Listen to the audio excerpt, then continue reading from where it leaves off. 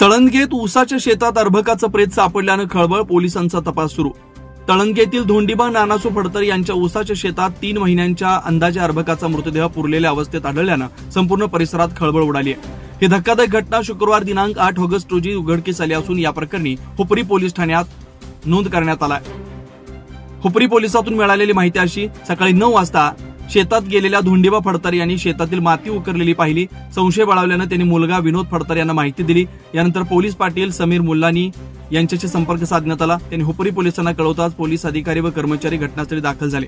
शेतात पुन्हा खोदकाम केल्यानंतर मृत अर्भक आढळून आलं।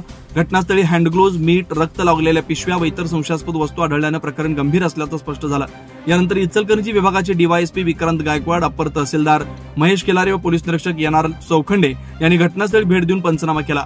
फॉरेन्सिक पथकाला पाचारण करण्यात आलं असून पुढील तपास सुरू आहे। घटनास्थळाजवळ पंचतारांकित औद्योगिक वसाहत असून तिथं अनेक परप्रांतीय कुटुंब वास्तव्यास आहेत। त्यामुळे हे कृत्य नेमकं कुणी केलं याचा शोध घेणं पोलिसांसमोर मोठं आव्हान ठरणार आहे। अर्भकाचा मृत्यू नेमका कशामुळे झाला याचा तपास एपीआय विकास शिंदे करतायत।